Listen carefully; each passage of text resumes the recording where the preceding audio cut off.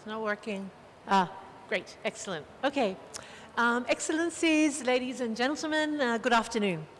And I'd like to welcome you all to this event on accelerating the low-carbon transition through sustainable and inclusive trade.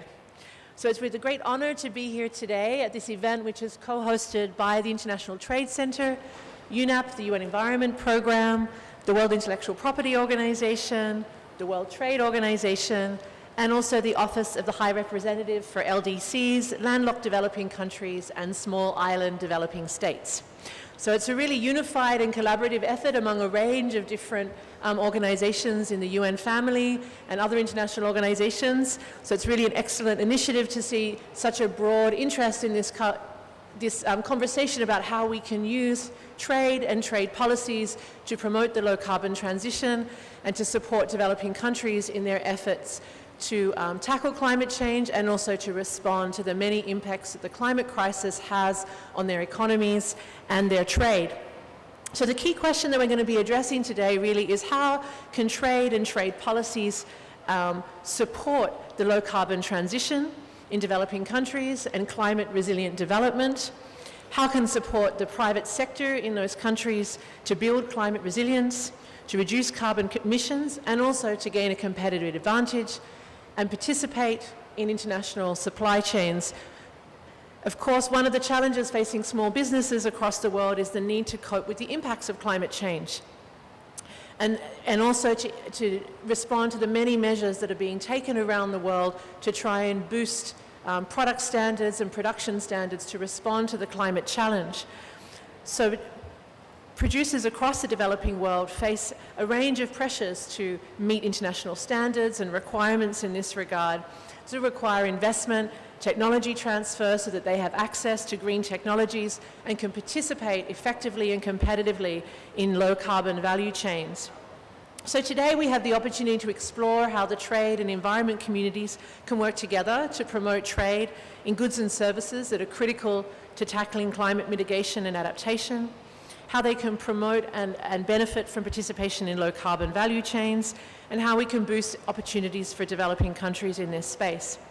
We have a range of speakers here who I think can also help us make the links to some of the key questions that are on the table for this week's climate conference. The challenge, of course, of raising ambition on mitigation, the challenges related to climate finance, which of course is a critical issue also in how do we finance the transition to sustainable trade, and also issues around loss and damage, because for many developing countries, one of the key issues they face in terms of trade is the impacts of the climate crisis on their production and trading systems. So with that introduction, I'm really delighted to outline our panel. We have three parts to our panel. We're going to start with the keynote some keynote remarks, and then we've got a high-level panel, and then that will be followed by another panel where we'll hear from a range of different international agencies to have their views on these topics. But to start us off, I'm delighted to introduce Cecilia Cadlino, who is a climate advocate from Argentina. She's one of that amazing array now we have of young, dynamic, ambitious people who are trying to push the international policy agenda on climate action. She has been a country delegate to COP26 in Glasgow and is extremely active in the Latin American region with supporting youth organizations to be engaged in these policy debates. And she has also been one of the main organizers of Fridays for the Future in Argentina. It's really a delight to welcome you to the stage and to hear your views today. Thank you, Cecilia.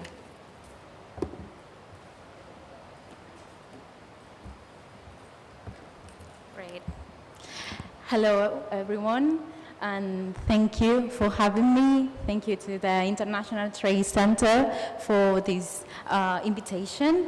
As you heard, I come from a grassroots movement background. I have studied environmental engineering when I finished high school, hoping that science and technology could drive us to a better future, that humanity could find the answers to face this climate and ecological crisis through listening to science. But then I realized that we are facing a moral and ethical crisis. And science is a tool that we have to use, understanding where are our values. So I do think that we come from a society that has misplaced the values, and we are here to change that. Just to put this in numbers, since 2000, global military spending exceeded 2.1 million on wars, and this is according to the Environment of Peace report, which we have Claire as a representative today. And this speaks about our priorities and the businesses. We know that wars are a business, and the main polluters are behind these wars and are affecting local communities in the first hand, but also to nature. This is a war against nature. I do think and I do believe that we can work to a more regenerative war, and for doing so we need to work for transforming the current business and economy. And a regenerative economy, it's not needed, but it's the only way that we can face this crisis. Where I come from, we can see local communities being displaced from their homes. In my city, in the first hand, we are seeing fires that are being started by agriculture and farming in order to export meat to the global north, and I have been breathing all that smoke every day since the last 2 years, and I think that is violence, and that is made by a very aggressive economy. So when we talk about regeneration, we talk about self-care in the first hand, so we have to understand that we are here and we are part of an environment that provides us with food, and it has to be safe food. It provides us with water, and it has to be safe water, and that is a human right. And of course, we need to work with our communities in order to provide us with that safe food in a just way that employ local people and local communities. I like to see very good examples happening on the ground, and this has to scale up, and we have to understand and reshape the way that we live in big cities, because we are building big cities that are not sustainable, and we do see that there is a different way to provide us and to make a supply chain be more sustainable and respectful with Mother Earth, as we like to call her. Of course, we need to reduce the barriers of poverty. I come from the global south, and it's very hard to talk about sustainable businesses when people need to feed their families. So I do think there is a way to make a greener economy that is not only just for nature, but just with people that are in the front line. I am very hopeful about all the experiences that we are going to see and hear from today. And I do think that in these spaces within the UNFCCC, we have to push for more just and regenerative policies that can be implemented on the ground and that put people, science, and nature first. Thank you so much.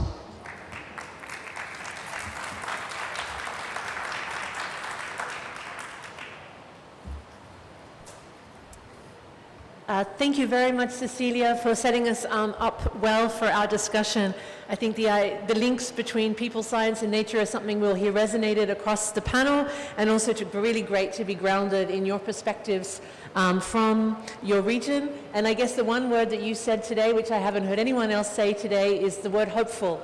And I think that's something that's really important for us to keep in mind through the rest of our panel, is to remain focused on the future and also with a sense of optimism and ambition about what needs to happen.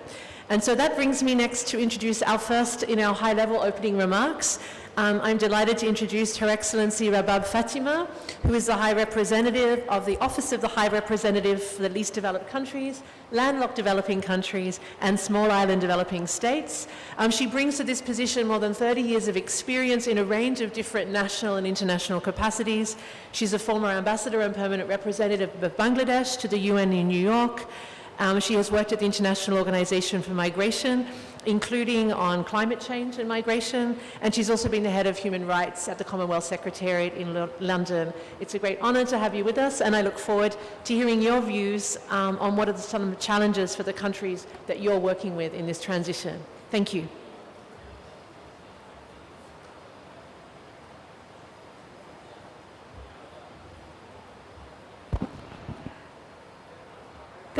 Thank you, Madam Moderator. Thank you, Caroline, for the very kind introduction.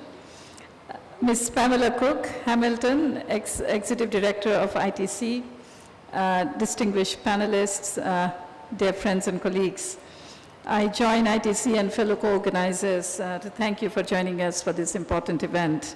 And I thank Maria Cecilia Quaglino for her excellent presentation and for sharing her first-hand experience of dealing with climate challenges. And I would like to salute you, Maria Cecilia, and other such climate heroes for all that you are doing in making such a difference on the ground with innovative and homegrown solutions to climate challenges. Thank you.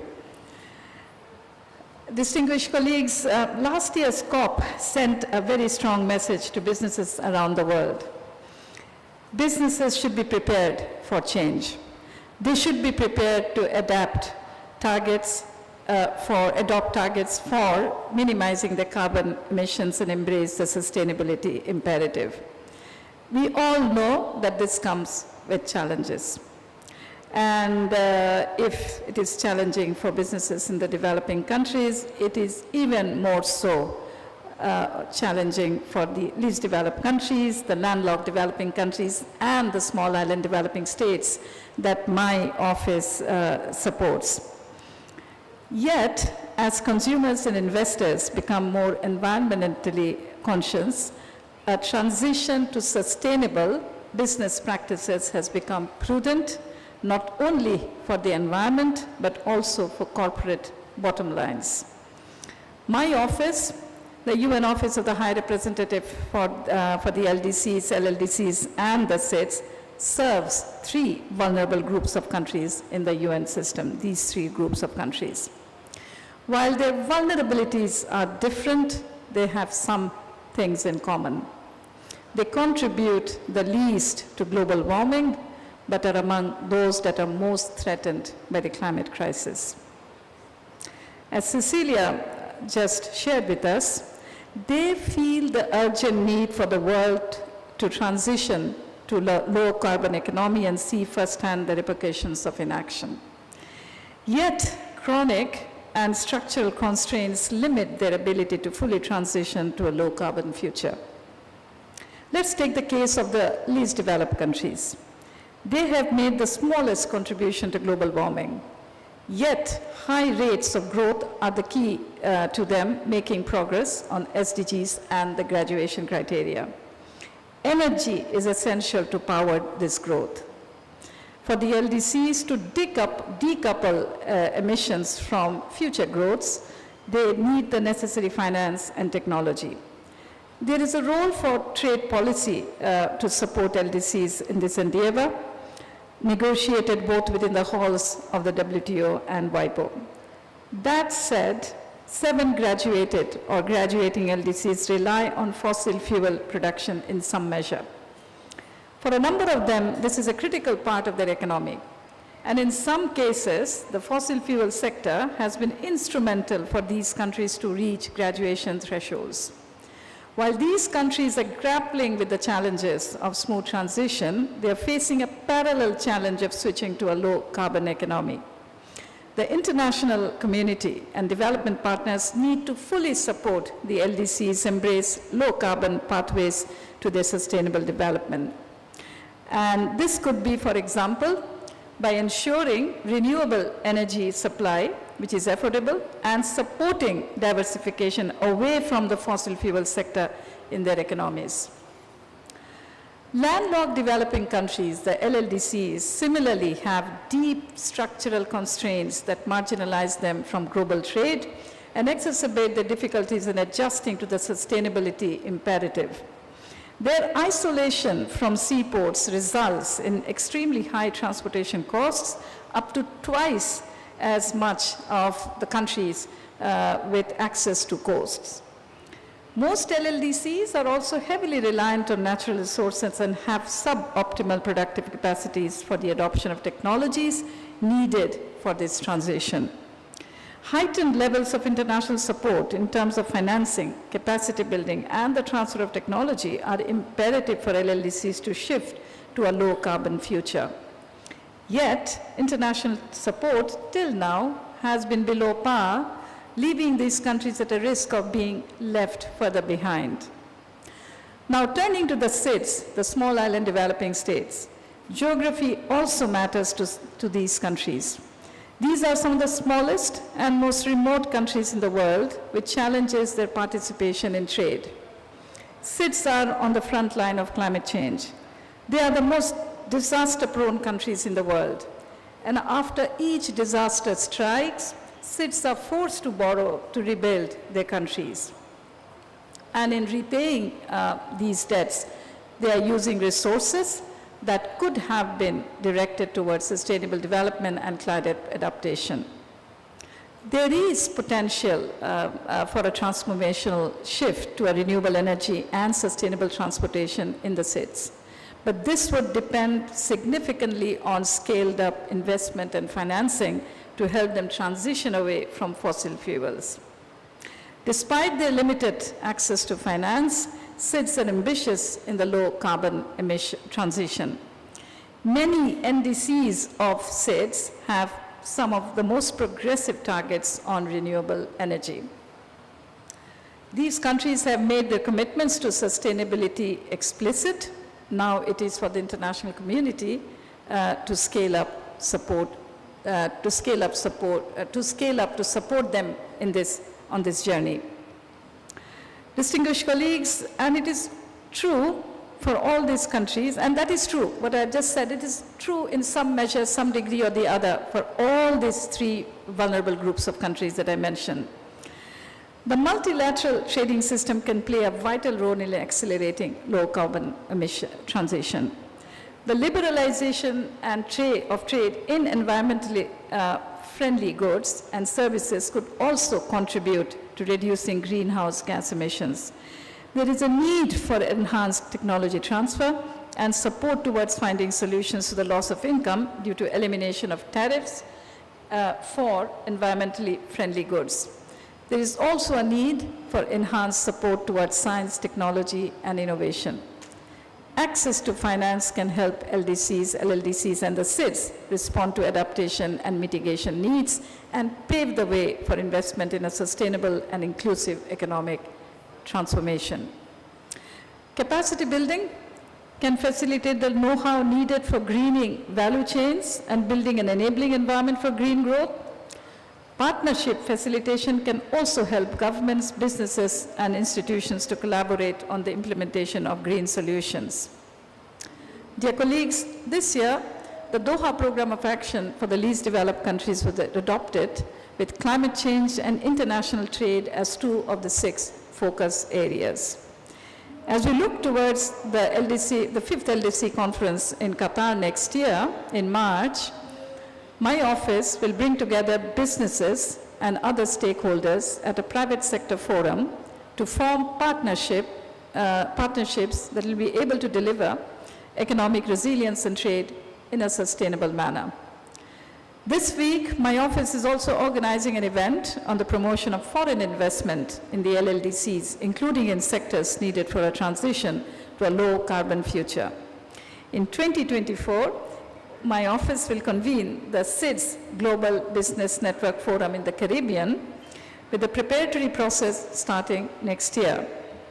This is an important platform for the stimulation and facilitation of public-private partnerships that contribute to the sustainable development of the SIDS. As you can see, distinguished colleagues, COP27 is not the end of the road for these discussions that we are having today. There are many more opportunities for us to come together to deliver meaningful solutions in the future. I invite you to join us at these fora, the Doha LLDC conference and the upcoming ones on the LLDCs and the SIDS, so that we can continue today's discussion and follow up on our promises. And I look forward to a stimulating and productive discussion today. And I would like to beg your apologies at the outset that I may have to leave a bit early, as I have another engagement. But thank you very much for joining us today. Thank you.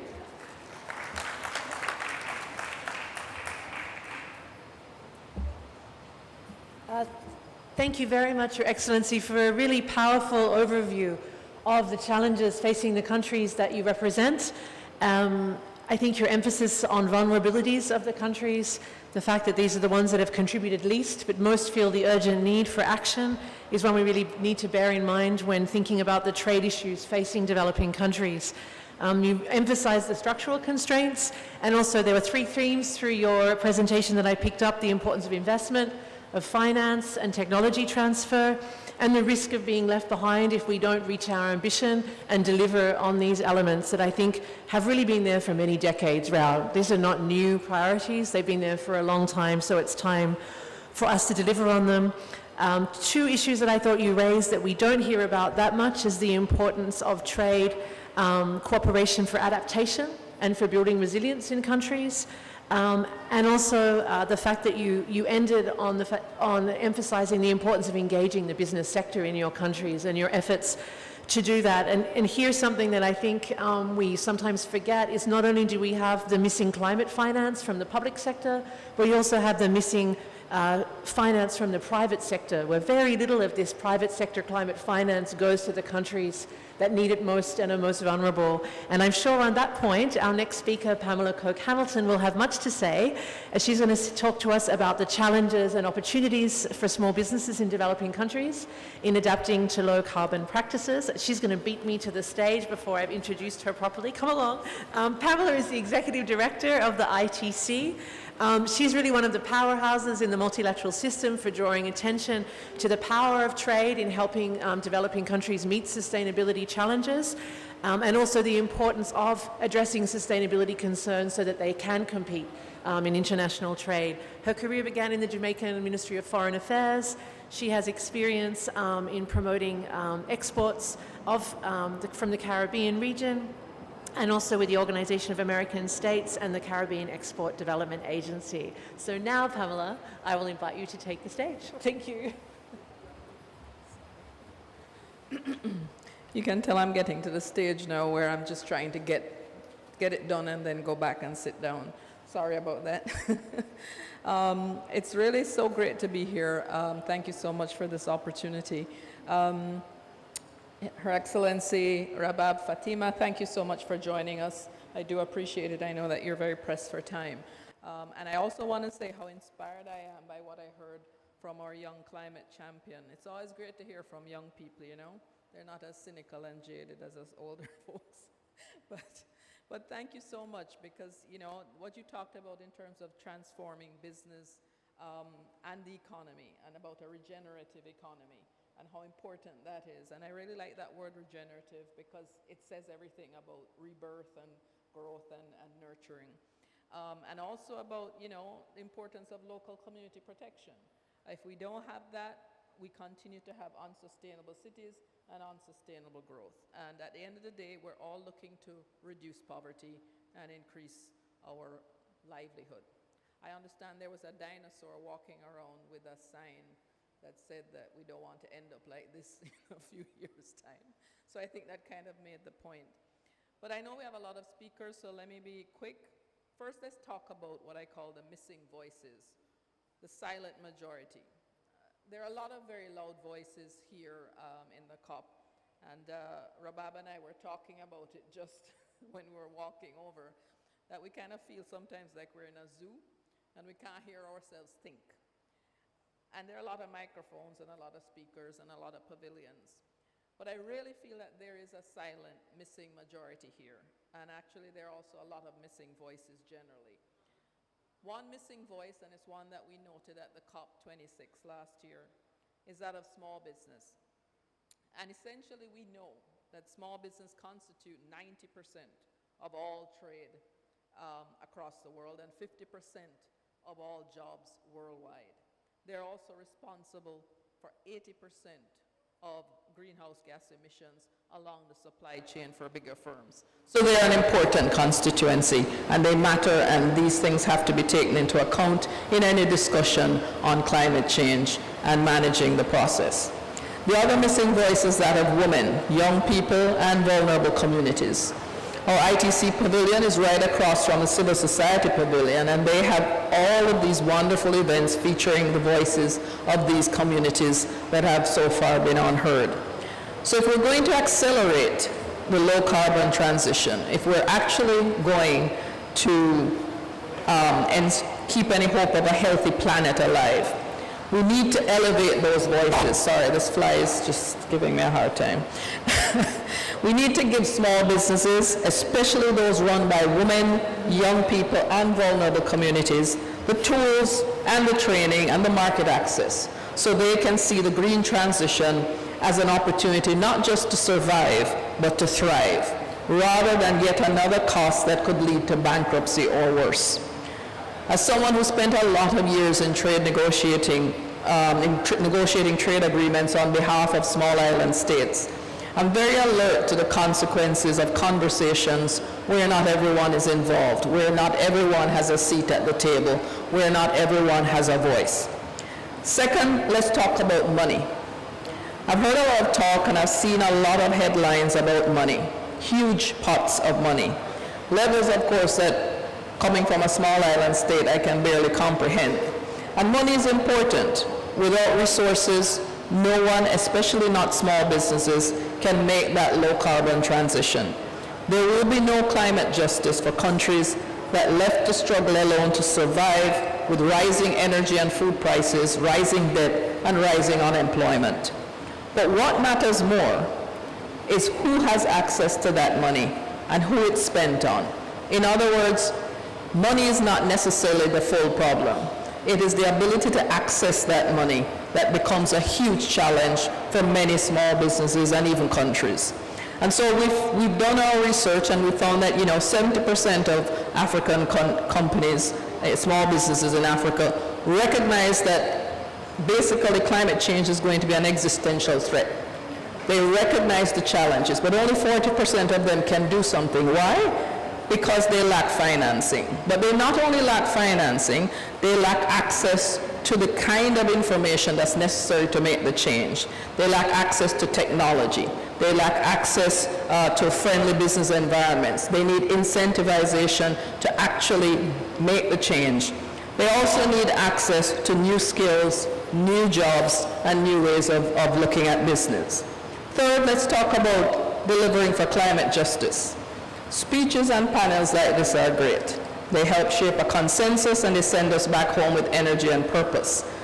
But if we're really going to make this an implementation COP, if we're really going to help those negotiators working through the night with our action and our energy, then we have to very quickly turn to delivering real development results on the ground, especially for those organizations like my own that need to mobilize resources. And we all know that so many governments are facing so much pressure right now and very difficult choices with respect to budgeting. So let me just make a one-sentence plug about the great work my staff has been doing to help SMEs make the low-carbon transition, to make that transition inclusive and sustainable. If you want to read about the work we've done to revive flooded farms and livestock holdings in Pakistan, to revive vegetable crops after cyclones in Fiji, to protect Nepali coffee plantations from new pests that come with warmer weather, to help Vietnamese food manufacturers use simple technology to reduce their energy consumption by 40%, to help textiles and garment manufacturers all across North Africa use less water and generate less waste. Then please go to our website, intrasend.org, or if you're lucky enough to be here in Sharm el-Sheikh, just ask any of my staff for a business card and we'll be in touch with more details. And fourth and finally, let's work together. When the seas are washing away our livelihoods, when a hurricane is coming over the horizon, when the crops fail and another tourist season is lost, no one cares about who has what mandate or who got this much funding or who got into the final declaration and who didn't. So there's my call to action. Alongside these great organizations that are working to deliver a low carbon transition, we need to work together and we need to be working towards a lasting transformational change. My great friend, Dr. Benedict Orama from Afreximbank, spoke 2 nights ago about a climate change for the stomach. He was talking about food security. I think we need a climate change for the head and a climate change for the heart. Thank you.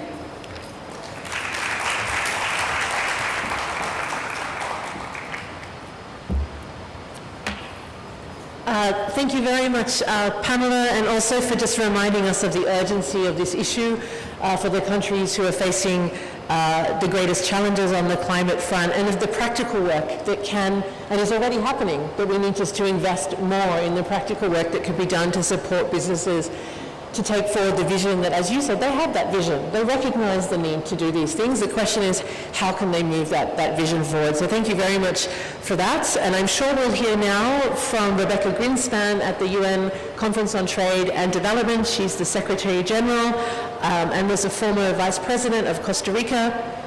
And she will tell us a little bit more, I'm sure, about the policy environment that is needed to enable countries to take forward some of those opportunities and to seize their place so that they are not, as you say, left behind in this new low-carbon economy. So Rebecca's going to join us by video, I think, and then after that we'll turn to the second part of our panel. Thank you very much.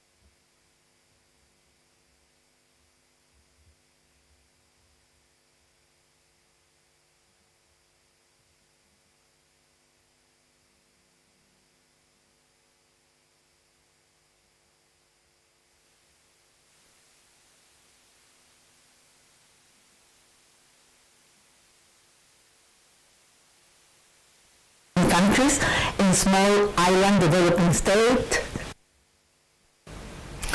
Dear Pamela Cook-Hamilton, Executive Director of the ITC, dear friend. Dear Rabab Fatima, High Representative for the least developed countries, landlocked developing countries in small island developing states, dear friend. Dear Inger Anderson, Executive Director of the United Nations Environment Program, dear Inger.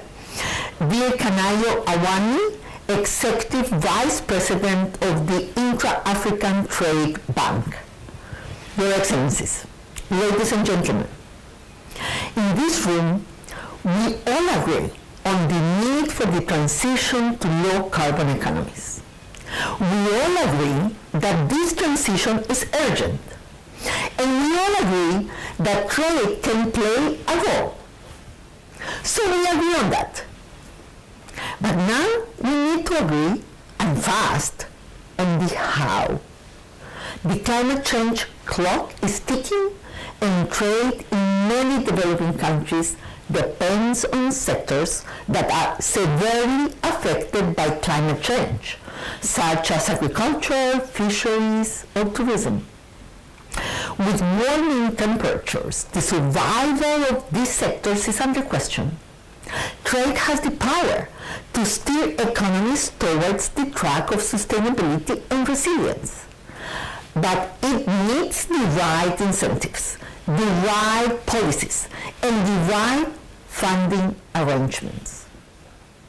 This is central for micro, small, and medium-sized enterprises, which employ around 70% of the workers in developing countries. These enterprises are the backbone of economies, and their ability to adapt and contribute to the energy transition will determine the effectiveness and inclusiveness of our climate agenda. Now, what does this imply? First, it means diversification, as diversification is key for resilience. Developing countries under MSMEs must explore options to diversify within these sectors and into new sectors where their comparative advantage is expected to increase, also when considering future climate impacts. And there are opportunities. Many developing countries have much potential to participate in the production and trade of non-fossil fuels, such as those based on solar, wind, geothermal, hydro, or biomass energy. For products that maintain potential with a changing climate, it is important to transition from exports of primary products into exports of higher value-added products. As the demand for climate-conscious products will be increasing, linking to climate-conscious international products can be an opportunity for MSMEs to access knowledge, standards, and competitiveness. But meeting these standards can be challenging to implement, especially in countries with patchy institutional capacities. Second, the energy transition implies a change in the business model. We need more use of renewables in production, more circular business models, more digital technologies, and more sustainable oceans practices. MSMEs that are exposed to international trade are, in fact, especially likely to adopt environmental improvements in their operations owing to competitive pressures. But these risks leaving behind those that are least exposed to international trade, the ones indeed that are already most left behind. Here policymakers must step in and fill the gap, and those companies who are capable of transitioning already should lead by example and show the way. Third, lastly, we require changes in policy at the national and international level. The energy transition cannot happen without the right incentives. At the national level, we must reduce fuel subsidies and incentivize alternative energy production through increased investment in renewable energies, technologies, and capabilities. Government and international finance institutions, and particularly multilateral development banks, must crowd in investments and offer much needed technical assistance. These conditions are needed for sustainable MSMEs to flourish. But at the heart of the problem is the issue that in many developing countries, millions of people still lack access to energy. For many governments, the priority policy objective remains closing this energy access gap by any means possible. This is why international policy is so important. The right international policies can ensure that governments in the developing world close the energy access gap through renewables and not through fossil fuels. Also, in the international arena, tariffs and non-tariff measures, particularly on agricultural products, can act as an impediment for climate adaptation and diversification. These need to be adjusted. Similarly, amendments to the WTO subsidy agreement and the agreement on trade-related investment measures, TRIMs, are needed to support the ability of MSMEs to participate in renewable energy value chains, such as through allowing subsidies for incorporating local content or for allowing local content requirements related to investment. And of course, there is the long-standing issue of technology transfer. Without transfer of green know-how and technologies, the energy transition will be slow and elusive. We need to ensure these technologies flow to the global south and its MSMEs. Technologies are key to make the low carbon transition a high growth transition too. Ladies and gentlemen, the low-carbon transition is one of the most pressing challenges we face. It is vital that we enable MSMEs to make this transition. For this, we need diversified economies, changed business models, and inclusive national and international policies. I wish you an engaging discussion ahead. There is no time to lose. I thank you.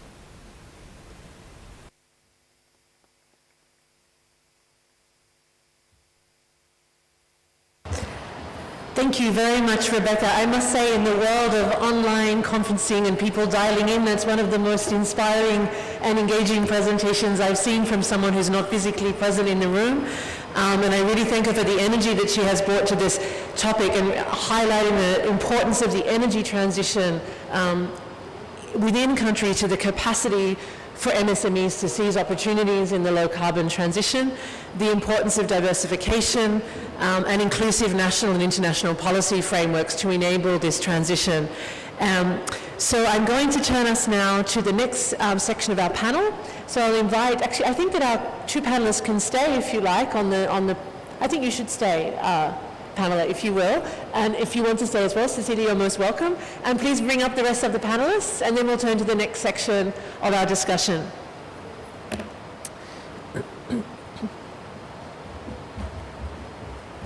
Thank you. Yeah. Oh, sorry, yeah. She was, who was this? Okay, super. Thank you. Still showing the screen.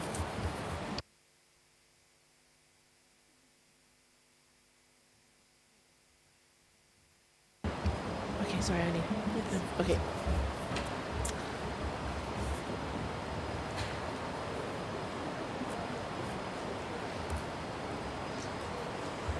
So in this second part of our panel, we're going to hear from some representatives of a range of different international organizations and also from the business perspective on this question of accelerating the low carbon transition through sustainable and inclusive trade.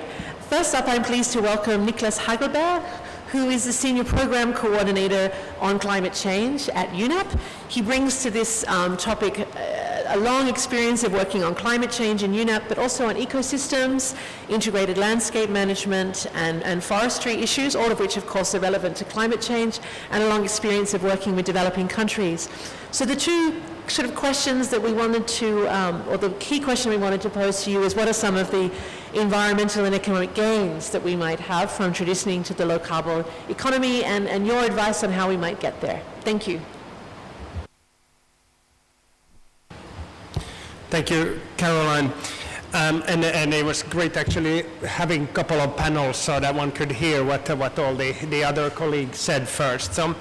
So in terms of the environmental benefits, I think the previous speakers alluded to them. So obviously trade can help with getting the finance into sustainable businesses and helping thus to build up the emission reductions, creating jobs, and reducing the use of natural resources, being more efficient with the use of natural resources.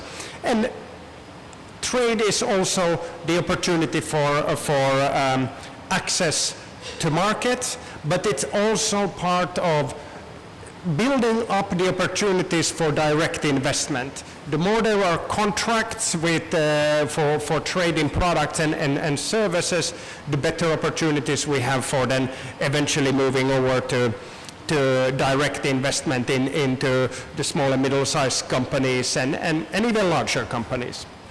In terms of the opportunities for moving sustainable trade forward, and there are quite a number of opportunities, and the good news is that there's really good evidence that it works.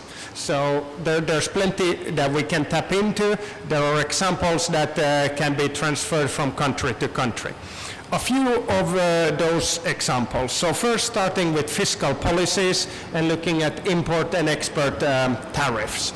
So in Australia, for example, in their existing free trade agreements that they have, due to these free trade agreements, some 23 different electric vehicles models are also already on zero import tariffs, and these are the free trade agreements that they have with China, Japan, and South Korea.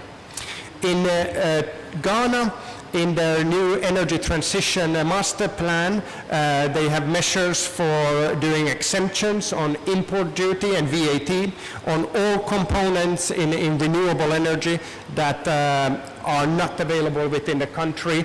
So already they're helping with that trade relationship and getting in those technologies that then can build up the Ghanaian renewable energy sector. In Thailand, there are also examples of tax cuts, subsidies, and also lower import tariffs for electric vehicles. There was, now I didn't put up who mentioned subsidies, but subsidies in the agriculture sector is somewhere in the range of $540 billion annually. And 73% of those border or those subsidies are actually border measures. So not subsidies that goes directly to a farmer or somebody in the value chain, but at the border place. If we would take off these subsidies, we could see some 60 million or so emission reductions coming forward.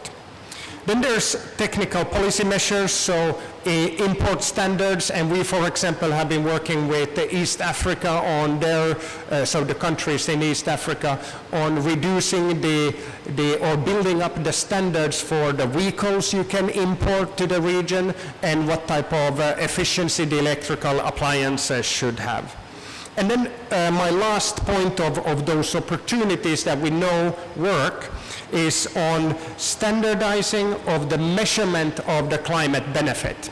So a single farmer somewhere, again, for example, in East Africa, they will not be able to build up a measurement system that helps them prove to international markets on how they're delivering on lowering greenhouse gases or increasing the carbon stocks in soil. There has to be a cascading responsibility of it, and that's where then the buyers of commodities, coffee, cocoa, tea, and so forth, can come in and help with building up the systems that measure those environmental benefits.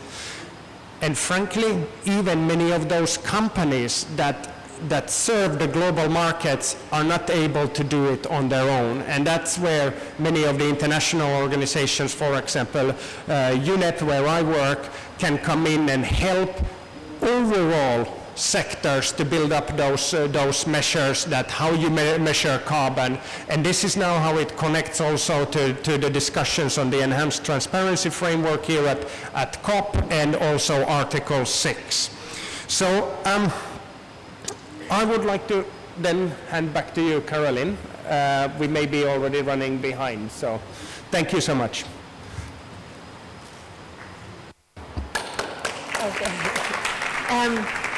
So thank you very, very much, Niklas. It's a really, you've set out a really concrete set of options that countries are already pursuing, which I think we often don't hear enough about. What are the efforts that countries are taking? What specific measures could they take on the trade front that would support this transition? So thank you very much for that. I will now turn to Eiko Liam, who is the Director of the Trade and Environment Division at the WTO, which is one of the co-hosts of this event. At the WTO, Ho oversees the organization's work on environment, climate change, and sustainability. He also represents the WTO at the UN's Environment Management Group and here at the UNFCCC. So great pleasure to have you here today, Ho, to tell us a little bit about how you see the scene from the perspective of the multilateral trading system and what kind of options you see for supporting this transition. Thank you, Ho. Thanks very much, Caroline. Pleasure to be here and to be with colleagues on this panel. I said in the previous panel that was on plastics, and some of you may have been in that panel, which is that a missing piece I feel in the climate change discussion, especially at COP, is that of trade. And we need to change that. We need to bring a trade discussion to our discussions on climate change and in COPs. That sounds like a very bold statement, but and it's not one that I can say, it's a statement that I cannot make that decision, of course, but I think it's a proposition that we should be thinking about. Our Director General firmly believes that there needs to be work at this intersection between trade and climate change, and for that reason, this year's World Trade Report is precisely on this, and some of you may have seen this already, but I think it's always worth that I show it again. This is our report on trade and climate change, by which we do precisely what this panel is talking about. How do you accelerate the low carbon transition through sustainable and inclusive trade?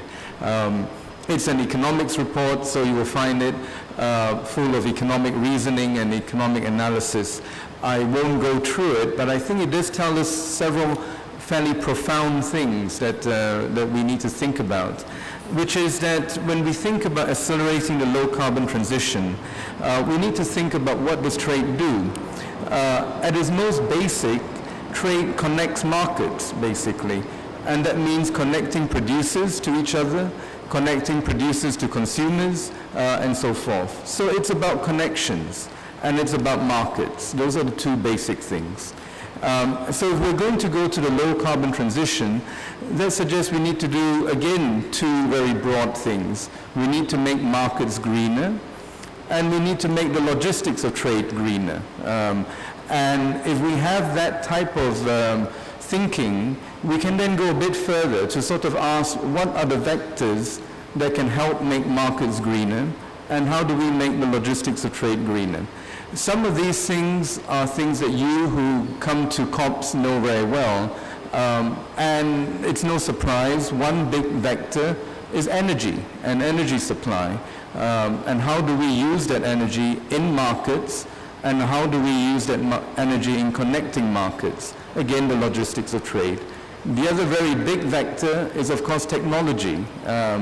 What types of technologies, which technologies are we advancing with, how can they be greener, and how can they be more efficient from the point of view of greenhouse gas emissions. So that's very standard sort of discussions that I know goes on a lot in COPs, and it goes on as well in nationally determined contributions and in pathways that are mapped for achieving lowering of greenhouse gas emissions. But the missing piece is that we never talk about how can trade help. How can trade help in terms of the energy transition? How can trade help in terms of making technologies more available and greener? And I think that part, if we just look at those questions in the limited time we have, you have a very clear trade roadmap, a very clear trade pathway. Some was already spoken about in the earlier panel, which is use trade policies to enhance your nationally determined contributions, to enhance the types of actions that are needed to help the energy transition, which will in effect make markets greener and also make the transportation greener as well. And we can also look at technology. How can trade help to scale up, lower costs, and make things more widely available? So that alone will be a huge change. I mean, one can go on to other areas, but if we tackle that alone, that would be really important. I've spoken about mitigation. Another big part is adaptation, of course. And again, trade plays a role in adaptation.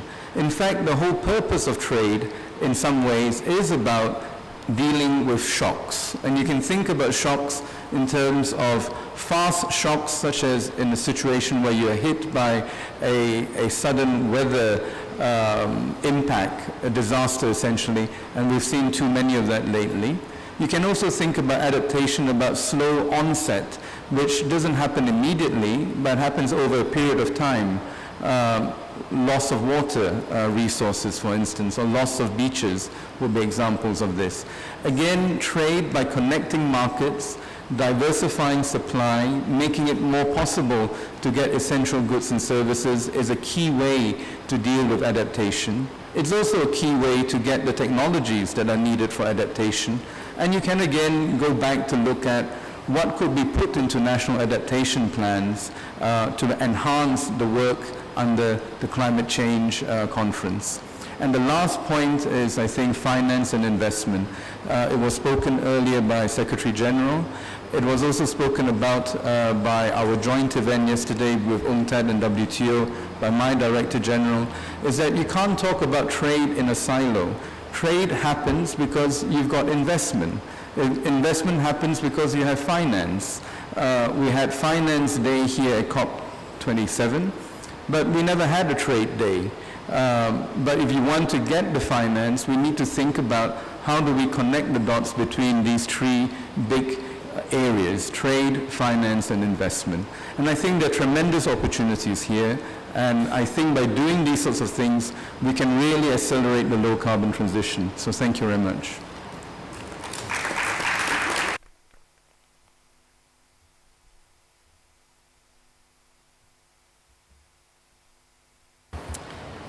Thank you very much, Ho, for those remarks.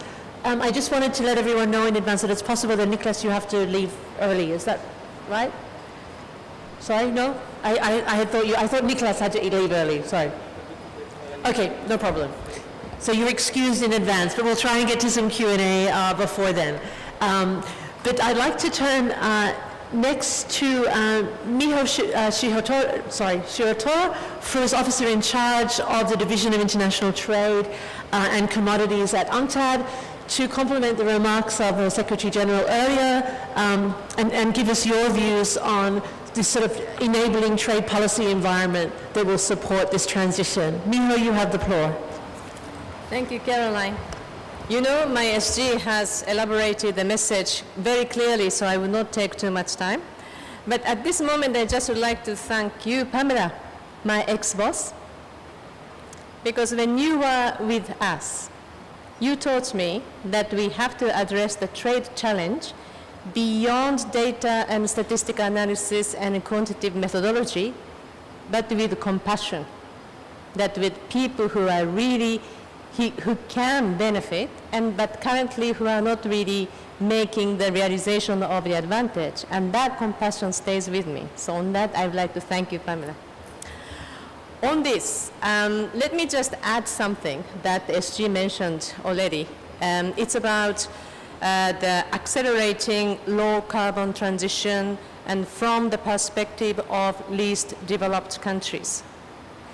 We just released the LDC report about a week ago, and there, you know, we said that, look, talking about LDC lacking structural strength, finance, technology, it's something that we had already discussed in the past.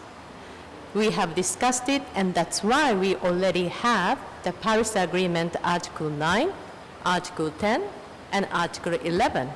On climate finance, technology transfer, and capacity building. Now we are at the situation of really finding out what we have to do, and not what we can do, but how we do it, like she said, and by when.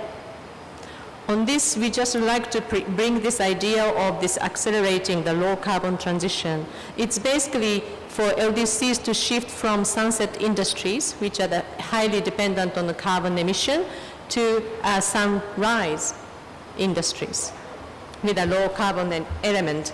But source of that is about renewable energy creation, which the LDCs already have quite a comparative advantage, but you know, they haven't really become a major exporters or major player in the international market. On this, what UNCTAD is trying to say is not only about technology transfer and finance and the capacity building, which are the must anyway. What we are looking at, look at the real situation. Look at the fact that LDCs, 4/5 of them are dependent on the export of fossil-based products. majority of exports, more than 80% of the export earnings today come from the fossil energy related products. Now, what we have to do then, because they can become a major player in the renewable energy production and trade, but meanwhile, in some bracket of time like 10 years, they really have to succeed in shifting from the dependency on the fossil energy to the renewable energy. And this is really the question of stranded assets. This is the reality, and this is something that we really need to address as an international community, but with the clear time framework. And I think it is about around 10 years. That's something that we really have to accelerate the actions so that we really achieve this accelerating the low carbon transition through sustainable inclusive trade for particularly LDCs. Thank you very much.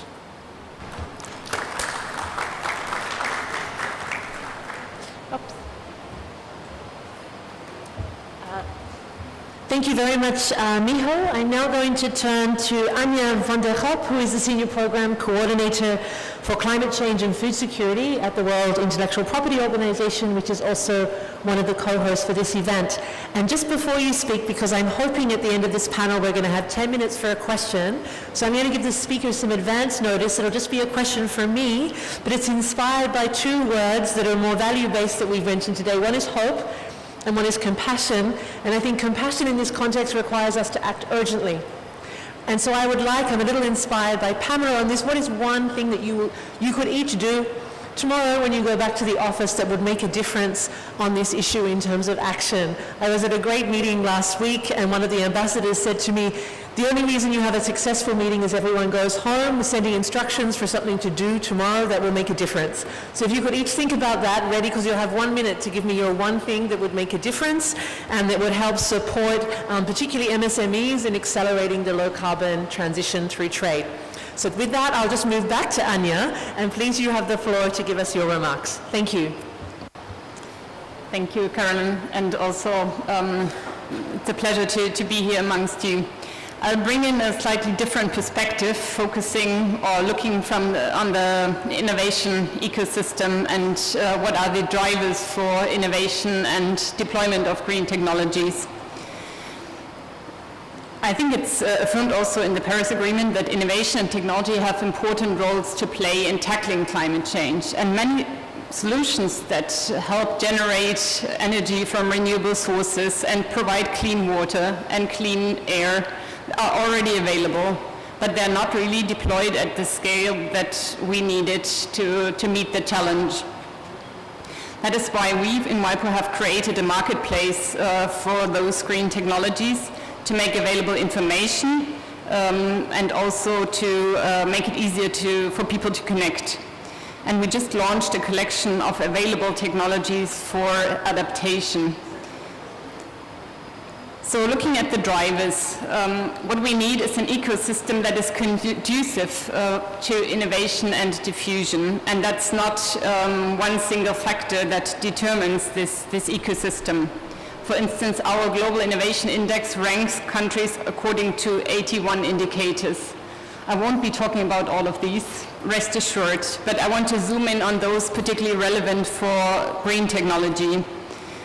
We know that, for instance, just external factors, for instance, extreme weather events, can lead to increased innovation related to adaptation. Given that we're seeing more of these, we can also expect that we will see more innovation related to adaptation. Another driver is demand, and we have seen statistics that the global demand for green technology is expected to grow by 7.3% annually to over 9.383 billion in 2030. And that's also a huge opportunity. I think we've talked about how climate change poses a risk for SMEs, but it's also an opportunity to provide solutions that help meet that challenge. Another drivers for consideration also for policymakers to be a bit more concrete, and I think some of them have already mentioned. But we see that also in terms of innovation, one of the key drivers is environmental policies and regulatory pressure. So for instance, the existing subsidies for fossil fuels create a path dependency that also has impact for innovation that's happening in this area. But on the other hand, increasing standards, both in terms of technology or performance standards, leads to increased innovation to meet those standards. We have seen examples from the US on air pollution and water pollution control. Of course, a strong research community, both supported from the public sector, but also from the private sector, creates innovation. But also, if we look at the diffusion part, it helps to absorb, modify, and utilize technology. And that's maybe a consideration for countries that are particularly affected by climate change, is to maybe direct resources into that, into those areas where there's a particular need for solutions.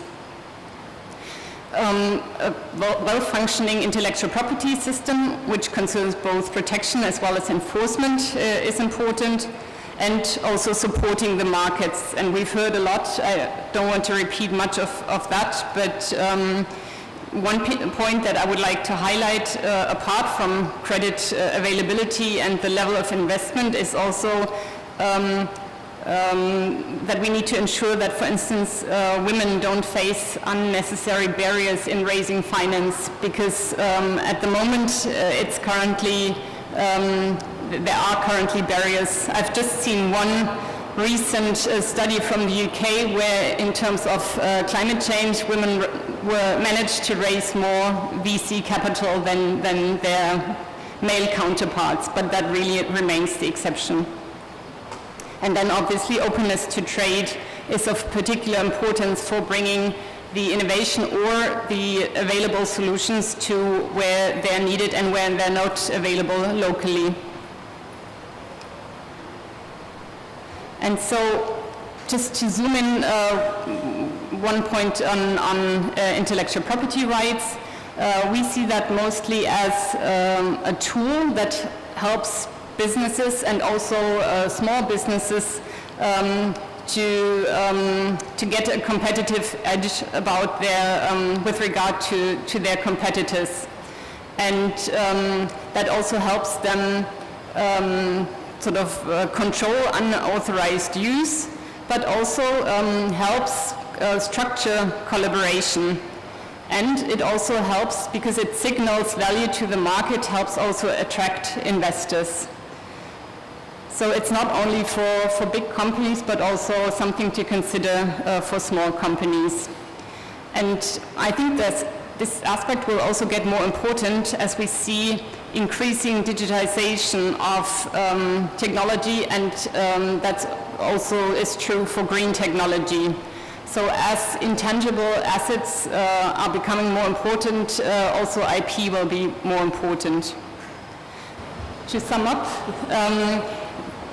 I think the growing demand for green technology is an opportunity, and we just need to make sure that SMEs have the tools at their disposal to participate in that, in those low carbon value chains.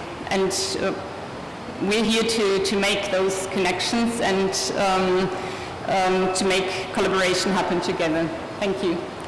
Excellent. Thank you very much, Anja. And also for providing very practical examples. I'm going to switch very swiftly now to Mr. Ali El-Nawawi, who is the co-founder and CEO of Scarabeus, Sacer.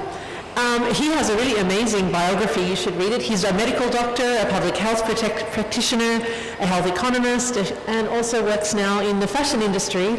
And so I'm really delighted to welcome him to give us a view from the small business perspective on how you've been able to balance business and sustainability concerns, and what your advice would be to people like you have in this room and the agencies working on the policy framework. You have the floor. Thank you. Thank you very much for that. Before getting into things, allow me to say a little quote. It basically summarizes what I want to say, and actually summarizes what Pamela was also talking about power and money and all of that.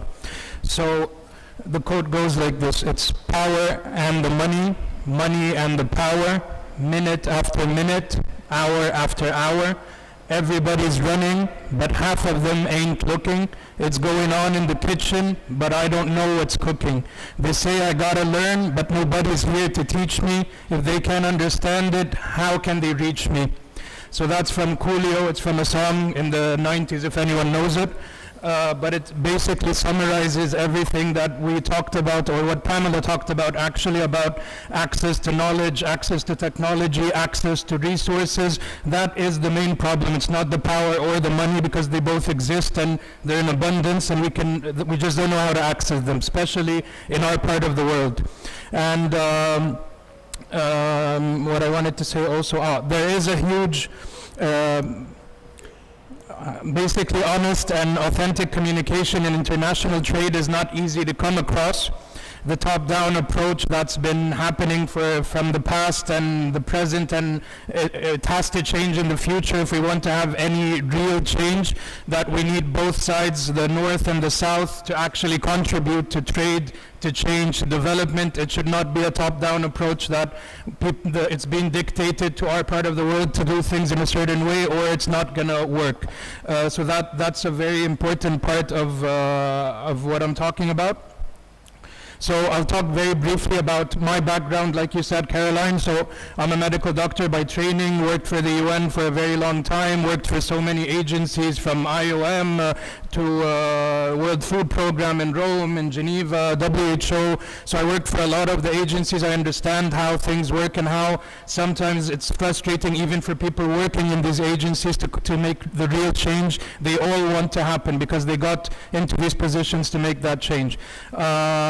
I co-founded a sustainable fashion brand called Scarabeus Sacer, which basically means the sacred scarab. And that's an Egyptian symbol, and it symbolizes rebirth, resurrection, and rejuvenation. And that's something we really care about the environment, about people, about so many things. So why are we invited to such a very high-level panel, which I'm very honored to be a part of? And the answer is, honestly, I don't know. So it's really amazing. But without joking, so basically we are part of ITC's GTEx, MENATEX program, which is an amazing program, even though I've been through a lot of UN programs that were a bit slow, the impact you feel in the long term. But this program, we saw the direct impact on our business, and it drastically changed. So we now are exporting to the US, we're selling in the US, we're selling in Germany, we're also doing a lot of B2B things, and we're very proud as a family business that we're now also doing, for example, boxer shorts for Porsche design, which is a very big deal for us. And also my co-founders are sitting over there, my wife and my daughter, who's 6 years old. They're very proud also to be part of the business and to make this impact. I don't want to talk too much, so I'll talk very briefly. One of the main problems for us as a small business is that we are being squeezed basically by big brands in Europe and the US to continue the same business model of fast fashion that they are used to. So they push us on prices as much as they can, so we can go as low as possible, and they maximize their profits. And for us, they also want us to have fair trade certification, they want us to have GOTS certification, they want us to have all the labor conditions perfectly, but still sell it at $4 for a t-shirt. So that's very, very hypocritical, but this is the reality of business and the issues that we are facing in trade. And if we don't do that, they threaten us and say, we're going to go do it in India, we'll do it in somewhere else. So that's basically how we are treated in this dynamic. So that's a very big problem for us. And they are not willing also to bank on the fact that the willingness to pay of the consumers is going to change. So they're used to consumers paying $10 for a t-shirt, getting a discount in Black Friday. So they're used to things in a certain way, and they don't want to change that. What else did I want to say? So another problem that we see also is fashion being left out the climate conversation as well. Even though fashion contributes 10% of the global emissions and everything that's happening on the planet, fashion has a huge role to change, but we're still in a lot of conversations about climate and carbon footprint and all of that. We see fashion as something like treated like a luxury, like we're looking at it as, it's cute, it's fun, but the reality is if fashion changes with all the labor that's involved, all the impact on the environment from the dyes, the inks, everything involved, everything could really change if it's done in a real way and the change is real. What else did I want to talk about? So also about the UN Climate Fund, I also think that there should be a collaboration between the fund and the Shark Tank, for example. Something that has investors more involved and to look at it as a business rather than to look at things as charity or aid, that it's the traditional way of doing things from the UN perspective. Because if it's looked at as a business that everyone is winning, I really believe that the small businesses can contribute in an incredible way without looking at it as a very boring, very slow, very statistical kind of thing.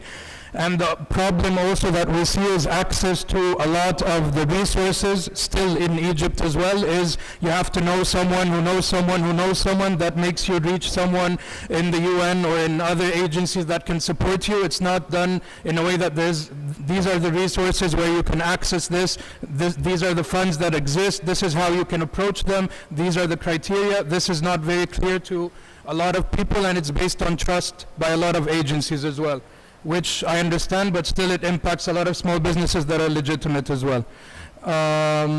The last thing I wanted to say is also the incentives from the taxes and customs perspective. That's also another problem. We are also facing it at the moment, sending products, because we don't have massive products in the thousands because we're a sustainable business by definition, but we are sending products to the US, but for example, we have to pay a lot for DHL and for all of these companies, and also the green options are not existent in Egypt, in our part of the world, which they exist in other parts of the world at the moment. So I don't want to talk anymore, but thank you for giving me the time and being part of this amazing panel. Thank you so much.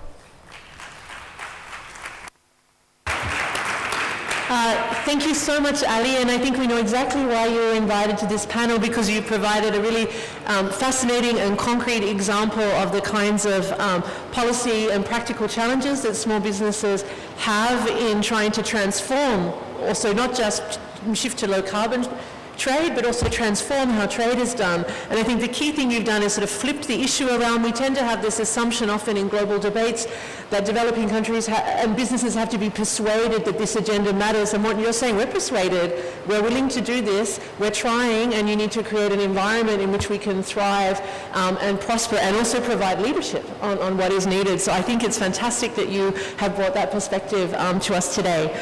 So to close our panel, we have about 6 minutes, and I think we have 6 of you, so that's perfect. You have a minute each to come back to my question on what's the one thing that you would go home and say to do in your organization or to others here that would make a difference on this topic. I'm going to start with Niklas, please.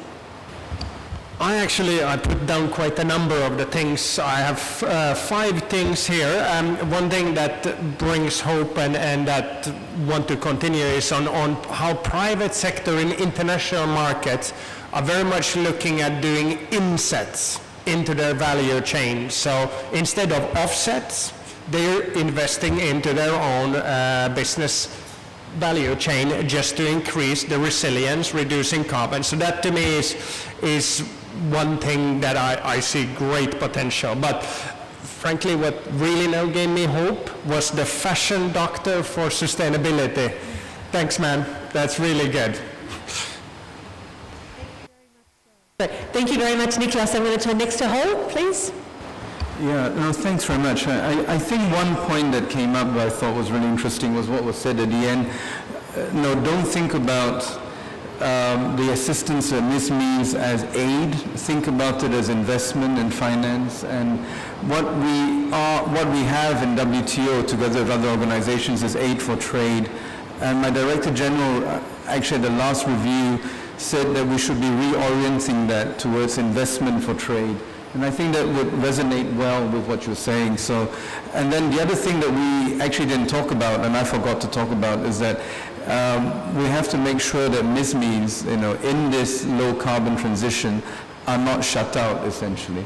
And the risk of that happening can be quite high for several reasons, because I said greening markets, greening logistics of trade. That greening comes with a cost, and how we deal with that cost will be very important to whether they are included or excluded. And of course, we want everyone, especially MSMEs, to be included. So I think we need to think very hard about that. And then the last part is, we didn't talk about this, is about standards, because in the transition, what we will be seeing is already there, will be more and more climate-related standards. These are vitally important, but they proliferate, and there's many of them out there, and we need much more alignment and harmonization. Thank you. Thank you very much, Ho. I'm now going to turn to Miho, please. Thank you. It's going to be short. Key driver is $1 trillion a year. At the very beginning of the COP27, we heard that developing countries do need $1 trillion a year, and we cannot expect governments to pay all that. We have to have a cooperation, we have to have a good framework to bring, to mobilize whatever that's existing to make sure this $1 trillion a year reach developing countries, and particularly to, within the developing countries, micro, small and medium enterprises through sustainable financing, green financing. It's not just dispersing the funds globally is not enough. I think we all have to make sure that the money actually reaches the person who in need, and that's, Pamela, that's economics with compassion. Thank you. Thank you, Miho. So we have 3 minutes and 3 speakers, so 1 minute each, please. Anja. Thank you. What stayed with me is what you said about hypocrisy in terms of asking for certification of your products, but then sort of being willing to pay the price. And we had in one of our projects also one of the big fashion makers who was saying that like the sustainability part, that they do that not because their consumers want that. So one thing that I would like to highlight is sort of our role as both individual consumers, but also as sort of municipal governments and so on, driving or that have demand for green technology, to play the role and to make sure that we acquire that we play that role that we have to in the green transition. Thanks. Excellent. Thank you very much, Anja. Now I have Ali, please. So in our small circles, I think what we can do is continue to inspire other brands and show them how it can be profitable to have a sustainable business and continue to grow and export with the support of agencies like the ITC and others. But also one of the best things I saw with the ITC is that they actually listen to our feedback, which is also rare. They listen and they actually act on it, and they're very pragmatic in the approach that they have. They're not all about jargon and things like that.